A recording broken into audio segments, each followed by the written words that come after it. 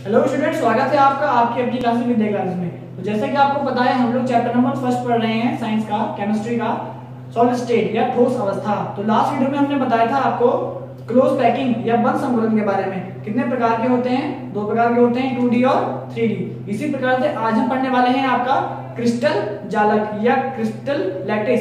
इसको आप त्रिविम जालक या 3D लैटिस भी कह सकते हैं, ये इसका दूसरा नाम है। अब क्या होता है 3D लैटिस, ये क्या होता है त्रिविम जालक? इसके लिए आपको समझना होगा पहले जो हमने पहले पढ़ा था क्लोज पैकिंग। क्लोज पैकिंग में मैंने आपको बताया था कि भाई क्लोज पैकिंग क्या होती है कि 3D में जब आपके कांस्टेंट पार्टिकल्स को इस प्रकार रखा जाता है कि एक्स एक्सिस, वाई एक्सिस और जेड एक्सिस के अनुपात को लेकर नॉर्मल आप अपने पार्टिकल को रख पा रहे हैं, तो इस प्रकार की संरचना को क्या कहते हैं? क्लोज पैकिंग या बंद संकुलन कहते हैं। उसी प्रकार से अब मान लीजिए आपके पास कोई लेयर है।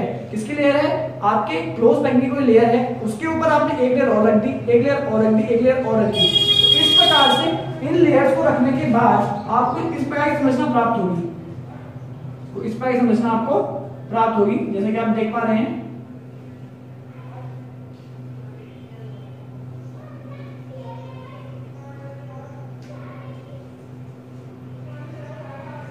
जी, अब इस प्रकार की संरचना में अगर मैं स्टार्टिंग की 4 पॉइंट ले लेता हूं, ये 4 पार्टिकल लेता हूं, उनको मिला लेता हूं इस प्रकार से, इस प्रकार से, इस प्रकार से और इस प्रकार से। यस, इन चारों के ऊपर एक लेयर और लगाई जाए।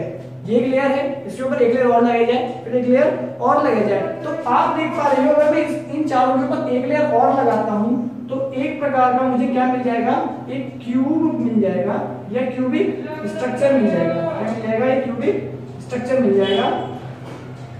यस, और इसी प्रकार से ये जो आपके क्यूबिक स्ट्रक्चर है उसमें आपके एलिमेंट ये कांस्टेंट पार्टिकल्स कुछ इस प्रकार से रखे हुए नजर आएंगे, तो इस प्रकार से रखे हुए नजर आएंगे। जैसे आप देख पा रहे हो, ये आपके नीचे वाली लेयर और ये आपके उसके ऊपर वाली लेयर। इसी प्रकार से अगर ये व्यवस्था आगे भी बनती चली जाए और इसके ऊपर और लेयर्स मैं बनाता चला जाऊं, तो इस प्रकार से बनने वाली संरचना या इस प्रकार से बनने वाला आपका स्ट्रक्चर क्या कहलाएगा?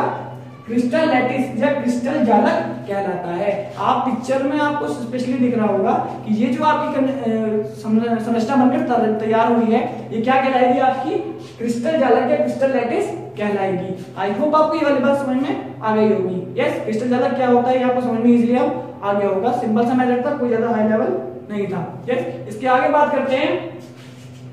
एक पॉइंट होता है आपका लैटिस पॉइंट। एक पॉइंट होता है आपका लैटिस पॉइंट, इसको मैं हटा देता हूं। क्या होता है? Lattice point. Lattice point, lattice point को हम हिंदी में कहते हैं जालक बिंदु। जालक बिंदु, जालक बिंदु।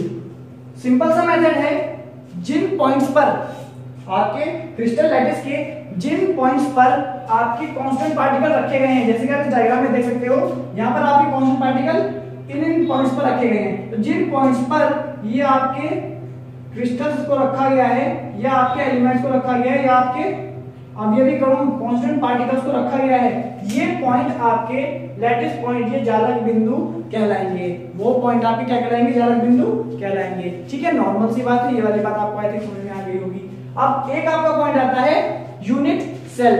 यूनिट सेल, इसको आप हिंदी में कहते हैं इकाई।